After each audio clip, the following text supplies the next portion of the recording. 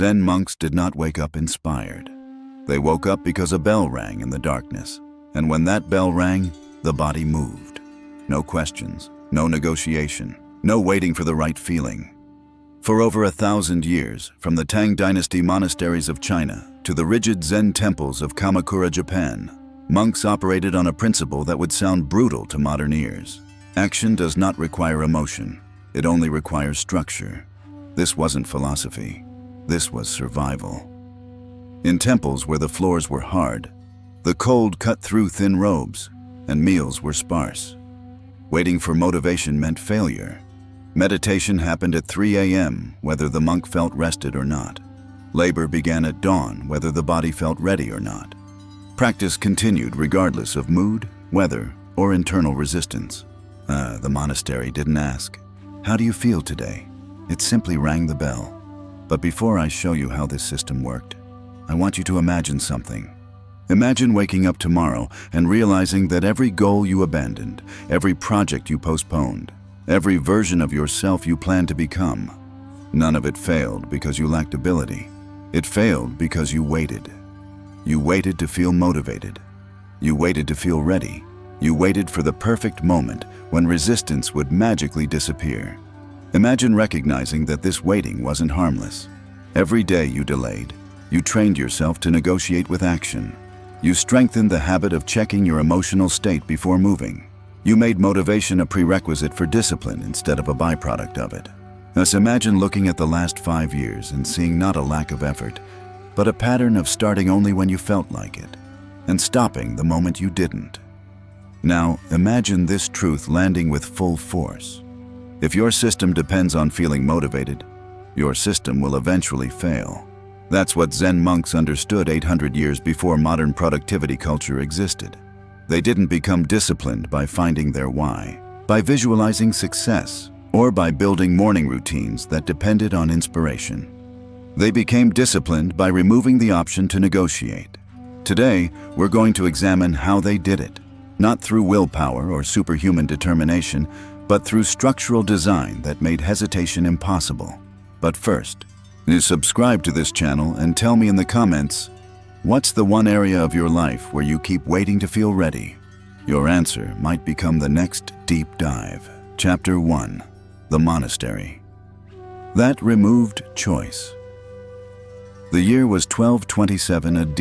In the mountains of Japan, a young monk named Eizhou arrived at Aiheiji Temple expecting spiritual guidance. What he found was a schedule. 4 a.m. Wake. No discussion. 4:30 a.m. Meditation, whether tired or alert. 6 a.m. Cleaning. Every corner, every day. 7 a.m. Meals, eaten in ritual silence. 8 a.m. Labor. Chopping wood, carrying water, repairing walls. There were no rest days, no exceptions for bad weather, no accommodation for how Eizhou felt about the work. Historical records from temple archives show that new monks often experienced the same shock modern people would. The complete absence of choice felt suffocating. Eizhou's own diary entries reveal moments of resistance, boredom, even quiet desperation. But here's what separated Eizhou's experience from the modern struggle with discipline. He wasn't allowed to negotiate with himself. Chapter 2. The Monastery that Removed Choice. The bell rang. The body moved. That was the entire system. But what modern people miss when they hear this is just how total the structure actually was. Zen monasteries didn't operate on motivation. They operated on time blocks so rigid that the mind had no space left to debate. At Aiheiji, the day unfolded in segments measured not by feeling, but by sound. The han, a wooden block struck with a mallet, dictated every transition. When it sounded, movement happened. Not eventually, immediately. 3:30 a.m. First bell. Rise from sleeping mats. 4 a.m. Zazen, seated meditation in the cold hall. 6 a.m. Formal meal, eaten in precise ritual sequence. 7 a.m. Samu, manual labor assigned by the workmaster. 11 a.m., midday meal, same ritual precision. 1 p.m., more labor or study, no personal discretion. 5 p.m., evening meditation. 9 p.m., sleep. Records from the Soto Zen archives describe how new monks would sometimes freeze when the bell rang, caught between the old habit of checking their readiness and the new demand for immediate movement. Within weeks, that gap closed. Not because the monks became more motivated, but because the system made hesitation obsolete. Now, this is where Zen diverged sharply from modern discipline advice. There was no morning routine you could skip if you didn't feel like it.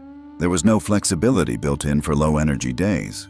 The monastery didn't care about your energy, it cared about your presence. When the Han sounded, you stood. When work was assigned, you began. Time replaced willpower. But here's what most people misunderstand about Zen discipline. The monasteries weren't fighting laziness. They were fighting something far more subtle.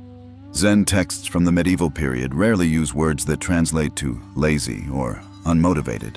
Instead, they describe something different: the deluded mind. In the Shobogenzo, Dogen wrote about monks who possessed ability but remained trapped in what he called wandering thought, the habit of mental delay before action. These weren't weak people. They were people whose minds created elaborate internal discussions about simple tasks. Should I start now or after I rest? Is this the right time? What if I fail? Maybe I should prepare more first. Zen masters identified this as the real obstacle. Not the absence of effort, but the presence of internal negotiation. The Chinese master Linji observed that students would sit in meditation and spend the entire session debating whether they were doing it correctly, whether their posture was right, whether their mind was calm enough. The meditation became secondary to the commentary about meditation. His teaching was blunt. When sitting, just sit. When walking, just walk. Above all, don't wobble. That word, wobble, captured what Zen saw as the core problem. Modern people would call it overthinking. Zen called it delusion because it created the illusion that action required a certain internal state first. It didn't. Action simply required action. This is where Zen philosophy becomes almost uncomfortable for modern ears. The 9th century master Huangbo taught his students that waiting to feel inspired was itself a form of attachment. It meant the student believed practice should feel a certain way before it could be real practice. He wrote, "If you students of the way seek to progress through seeing, hearing, feeling, and knowing, then when you are deprived of these, your way to mind will be cut off and you will find nowhere to enter." In simpler terms, if your action depends on the right feeling, you've made feeling the master and action the servant. Dogen pushed this further. He didn't just distrust motivation, he considered it mental noise. In his instructions to monks, he wrote that practice should occur beyond thinking and not thinking. Not in a state of high emotion, not in a state of readiness, in a state of pure movement. When the bell rang, you didn't assess your motivation level. You moved. When work was assigned, you didn't check whether you felt passionate about it. You began. When meditation was scheduled, you didn't wait for mental clarity. You sat. This wasn't about trying harder. It was about stopping the negotiation entirely. The monastery's structure made this possible, because when every moment is defined, every action prescribed, every transition marked by external signal rather than internal permission, the mind's objections become irrelevant. Monks didn't wake up and ask themselves, do I feel like meditating today? The question never formed.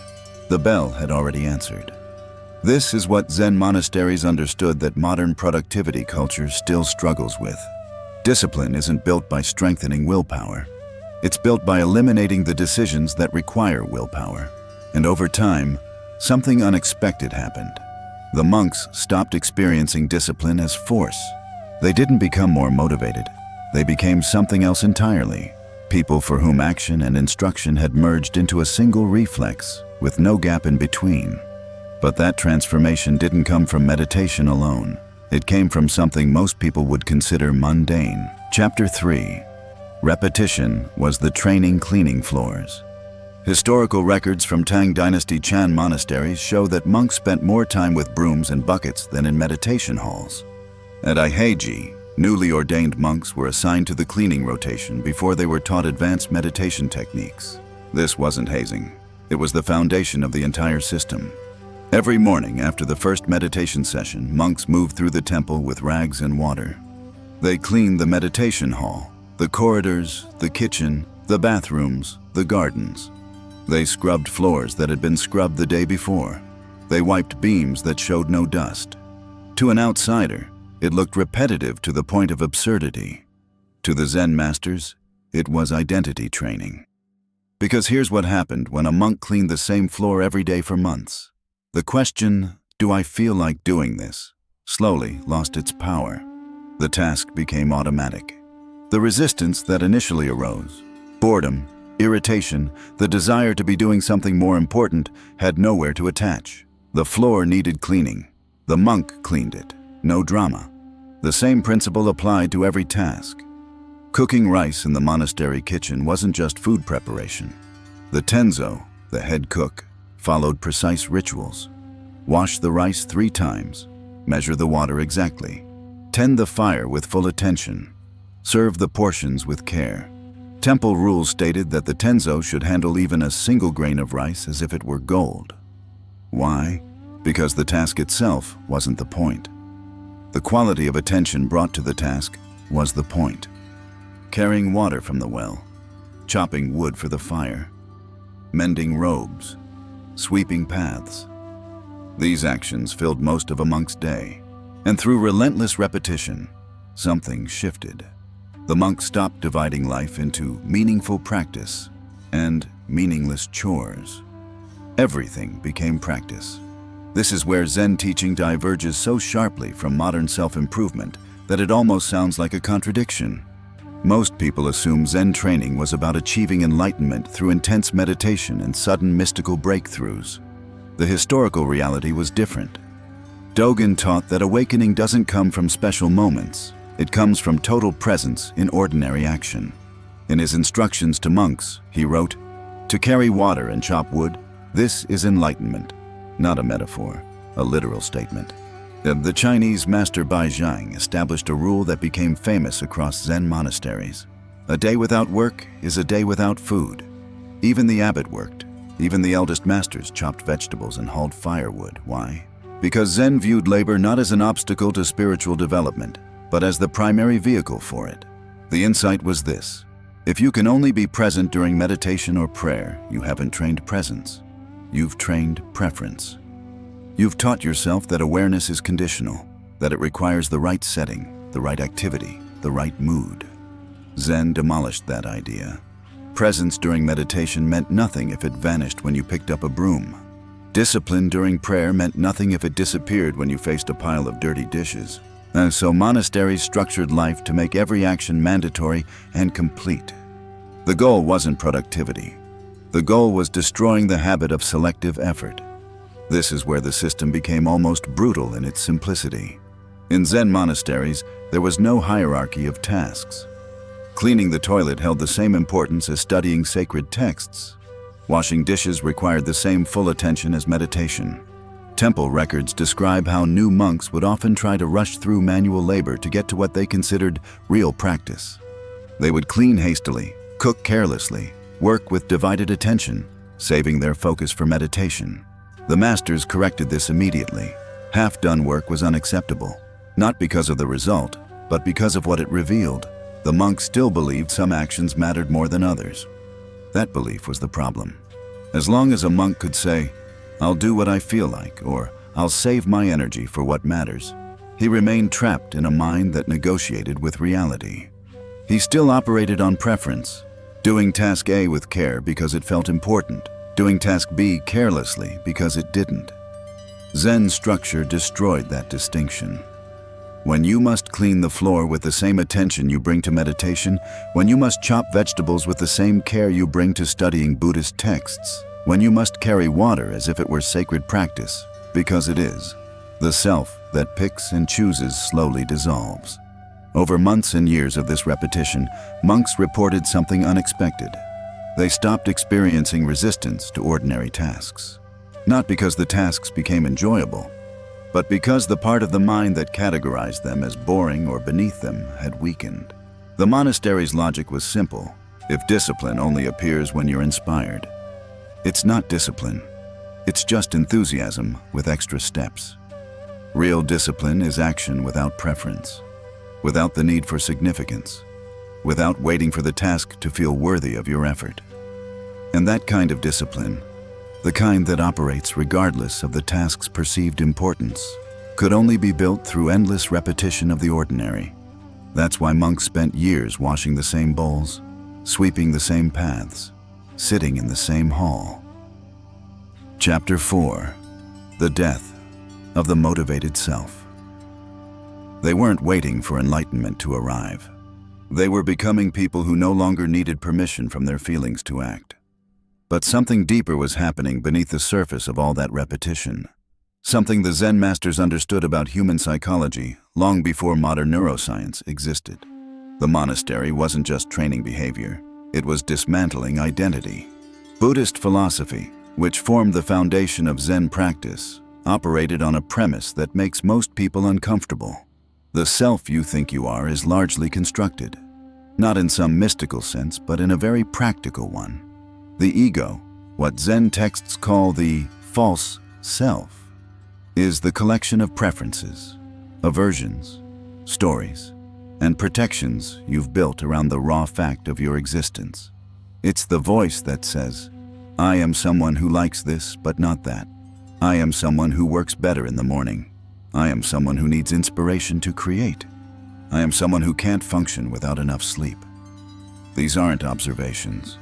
They're attachments. Attachments to comfort. Attachments to specific conditions. Attachments to mood states that feel safe or familiar. Zen teaching held that this constructed self wasn't evil or wrong. It was simply a cage. And most people lived their entire lives inside it without realizing they'd built the bars themselves. The 8th century Master Mazu put it bluntly, ordinary mind is the way. He meant that beneath all the preferences and conditions and requirements, there exists a more fundamental self, one that can simply act without needing circumstances to align first. But accessing that self required something most people were unwilling to do. Let the constructed self die, not metaphorically, practically. And Zen monasteries were designed to make that death inevitable. Here's where Zen psychology becomes almost confrontational. The masters didn't see motivation as a virtue. They saw it as another form of ego attachment. When you say, I need to feel motivated before I start, what you're actually saying is, I need certain emotional conditions to be met before I'm willing to act. That's attachment to mood. When you say, I'll begin when I'm inspired, what you're actually saying is, I require a specific internal state as permission. That's attachment to feeling. And when you say, I'm not ready yet, what you're actually saying is, I'm protecting myself from discomfort. That's attachment to safety. Linji taught his students that waiting to feel ready was just the ego's way of maintaining control. As long as action required the right feeling first, the false self remained in charge, deciding when to move, when to wait, when to negotiate. The monastery's refusal to accommodate these conditions wasn't cruelty, it was strategy. Because the masters understood something crucial. You cannot argue someone out of their ego. You cannot convince someone to stop requiring motivation. The false self is too clever for direct confrontation. But you can starve it. You can create an environment where it has nothing to feed on. This is how the death actually occurred. Not in a single dramatic moment, but through years of repetition that left no room for negotiation. Month 1. The monk wakes at 3:30 a.m. feeling exhausted. The false self protests. I'm too tired. I need more rest. This is too hard. But the bell has already rung. The body rises. Well, the protest continues internally, but it becomes irrelevant because the action is already happening. Month 6. The monk wakes at 3:30 a.m., still tired. The protest is quieter now, not because conditions improved, but because the mind has learned the protest changes nothing. Year 2. The monk wakes at 3:30 a.m. The thought, I'm tired, may arise, but it carries no weight. It's just information, not a command. The body is already moving. Year 5. The monk wakes at 3:30 a.m., and the gap between signal and action has closed completely. There's no internal debate, no checking in with mood, no assessment of readiness. The bell rings. The body moves. What died in those 5 years? The self that needed permission. The self that required certain feelings before acting. The self that made deals with reality. I'll do this if I feel like it, but not if I don't. Temple records from various monasteries describe this transformation in remarkably consistent language. Monks reported that at some point, impossible to pinpoint exactly when, they stopped experiencing discipline as restraint. They didn't become more motivated. They didn't learn to love discomfort. They didn't develop superhuman willpower. Instead, the voice that said, "I don't want to," simply lost its authority. Not because it stopped speaking, but because the monastery had proven through thousands of repetitions that action didn't require its approval. The final element that made this erasure possible was the absence of exceptions. Modern discipline often includes built-in escape hatches, rest days, cheat days, times when you're allowed to skip the routine because you've earned it or because circumstances justify it. The Zen monasteries had none of this. There were no days off for feeling uninspired, no exceptions for bad weather, no allowances for just not being in the right headspace today. Illness severe enough to require bed rest was the only accepted reason for absence. And even then, monks were expected to return to full schedule the moment they could stand. This consistency was crucial because the false self feeds on exceptions. Every time you make a deal with yourself, "I'll start tomorrow," or "just this once I'll skip it," you reinforce the idea that action is negotiable. You train the pattern of checking with your mood before moving. Zen structure gave that pattern nowhere to live. Day after day, year after year, the bell rang at the same time. The work began at the same time. The meals happened at the same time. The body learned that conditions were irrelevant, and slowly, without drama or sudden revelation, the monk stopped being someone who needed motivation. He became someone who simply moved when movement was required. Not because he tried harder, not because he found his purpose, but because the self that needed reasons had been quietly starved out of existence. What remained was simpler, more direct, less burdened by internal commentary. A person who could act without requiring permission from his feelings first. Chapter 5. Discipline as Psychological Freedom. That was the death Zen monasteries engineered. And in that death, something unexpected emerged. The monks called it liberation. Not freedom from the monastery, freedom within it. Not freedom to choose, freedom from the tyranny of choice. This sounds paradoxical to modern ears, where freedom means options and control means power. But the historical accounts from Zen practitioners across centuries describe the same experience. As preference died, peace arrived.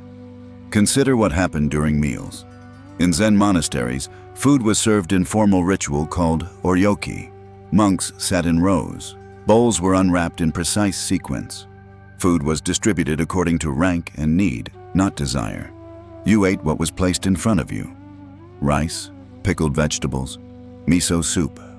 Sometimes less, rarely more. There was no menu, no substitutions, no second helpings if you were still hungry, no leaving food if you disliked it. New monks often struggled with this.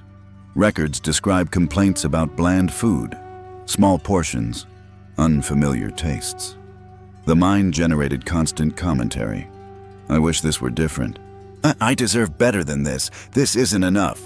But the monastery ignored these protests. Meal after meal, year after year, the same simple food appeared, the same portions, the same ritual. And gradually, the complaints weakened. Not because the food improved. It remained exactly the same. Not because the monks convinced themselves to enjoy it. Enjoyment wasn't the goal. The resistance faded because resistance requires fuel, and the monastery provided none. When your preferences are never accommodated, when your desires are never consulted, when what you want has zero influence on what you receive, the part of your mind that generates those preferences slowly goes quiet. Not overnight, but inevitably. Monks reported that after several years they would sit down to meals and simply eat. No inner negotiation about whether they liked the food. No comparison to what they wished they were eating. No residual frustration about the portions. Just eating. The same transformation occurred with work assignments. A monk might prefer studying texts to hauling firewood, but the preference was irrelevant. When assigned to the woodpile, he went. When reassigned to the kitchen, he went.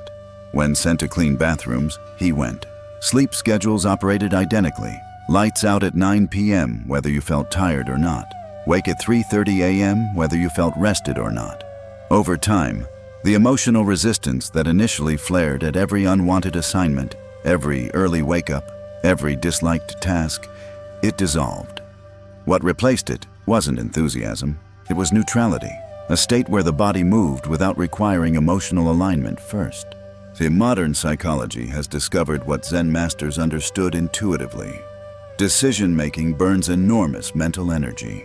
Studies show that people make thousands of micro-decisions daily, each one requiring mental resources. Should I get up now or in 5 minutes? Should I do this task first or that one? Do I feel like working now or later? These aren't just questions. They're negotiations. And each negotiation depletes a finite reservoir of mental stamina. Zen monasteries eliminated this entirely. The bell decided when you woke. The schedule decided what you did next. The workmaster decided your assignment. The cook decided what you ate. At every point where a modern person would pause and deliberate, the monastery had already answered. This created a psychological state that contemporary monks described with striking consistency: absence of internal debate. The 13th century monk Zen wrote about this in his account of monastic life. He described how new practitioners would stand at the threshold of the meditation hall, mentally preparing themselves, gathering motivation, working up the will to enter. Senior monks simply entered when the bell rang. No preparation, no gathering of resolve, no internal speech about readiness. The signal arrived. The body responded. That gap, the space between instruction and action where modern people live most of their lives, had closed. This wasn't thoughtlessness. Monks remained fully aware during tasks. But awareness without commentary is fundamentally different from awareness filled with constant self-questioning. Should I do this? Do I feel like it? Is this the right moment? What if I fail? Maybe I should wait until... These questions, which occupy so much mental space in normal life, had nowhere to exist in the monastery structure. Not because they were forbidden, but because they were irrelevant. The time to act was now. The task to do was this one. The way to do it was completely. Everything else was noise. This is where Zen philosophy becomes almost uncomfortable in its implications. The monks didn't describe their rigid discipline as oppressive. Historical letters and diary entries from practitioners across different eras use the same language. They felt lighter. Why would absolute constraint produce feelings of freedom? Because they were free from something most people never realize weighs them down: the burden of constant self-management. When you must decide everything, you carry everything. Should I work out today? Should I eat this? Should I start that project? Should I rest or push through? Every moment becomes a referendum on your willpower, your motivation, your character. Zen monks didn't carry that weight. The structure carried it. This produced 3 cascading effects that historical accounts describe in detail. First, anxiety dropped. When action isn't dependent on your internal state, there's nothing to be anxious about. You don't have to summon courage or find motivation or overcome resistance. The bell rings. You move. The anxiety about whether you'll be able to make yourself act becomes irrelevant. Second, self-doubt disappeared. When you're not constantly choosing whether to act, you're not constantly judging whether you made the right choice. You're not replaying decisions or questioning your resolve. You simply did what the structure required, which means there's nothing to doubt. Third, mental noise quieted. The internal monologue that accompanies modern life, the endless planning, justifying, negotiating, preparing, lost its purpose. In its place, a simpler, more direct experience of reality. The 14th century Master Basui described this state in his letters to students. When you walk, just walk. When you sit, just sit. Above all, don't wobble.